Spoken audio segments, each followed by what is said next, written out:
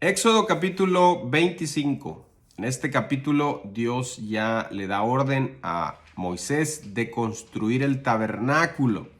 El tabernáculo es un templo movible, es una carpa completamente cubierta que hacía la función de templo en el tiempo que el pueblo de Israel estuvo en el desierto.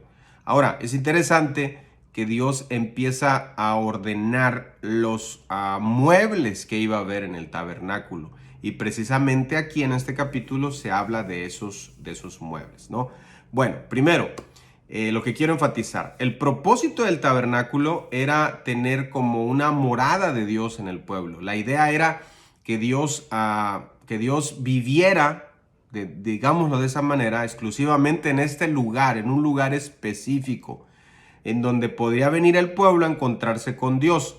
Obviamente que Dios no iba a vivir exclusivamente ahí, Dios es omnipresente, pero era una señal de que Dios iba a estar en medio de su pueblo, y allí era donde iba a hablar con Moisés, y allí era donde el pueblo se iba a reunir a adorarlo y a buscarle. Así que el primer artículo que Dios le dice a Moisés que construya es el arca. Recuerden, estamos dentro del tabernáculo, una carpa cubierta, un templo movible, que ahorita Dios va a dar los detalles en este capítulo y en el siguiente.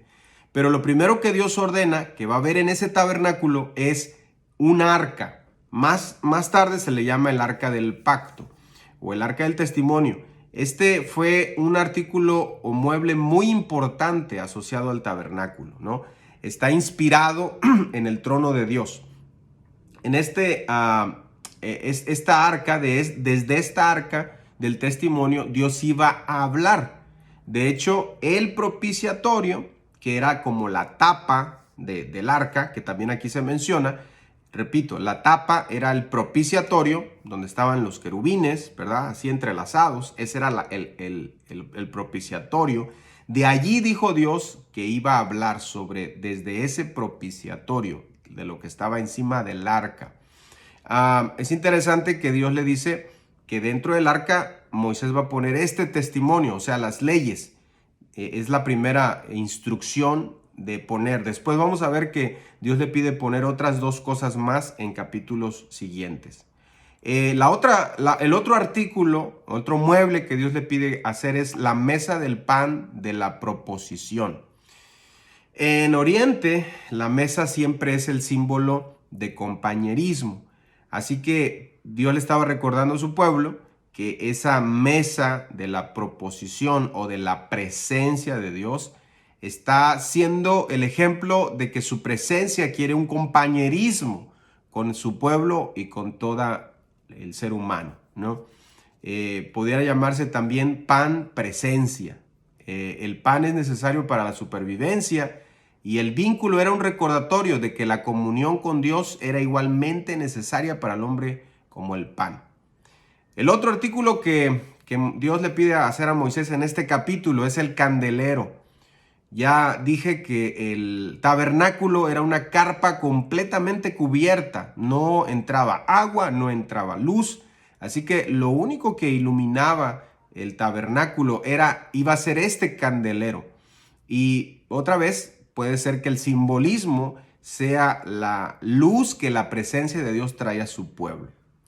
Esos son los artículos. Este es el tabernáculo que Dios le pide a Moisés hacer. Y voy a terminar con lo que dice los primeros versos de este capítulo. Dice así: Jehová habló a Moisés diciendo: di a los hijos de Israel que tomen para mí ofrenda.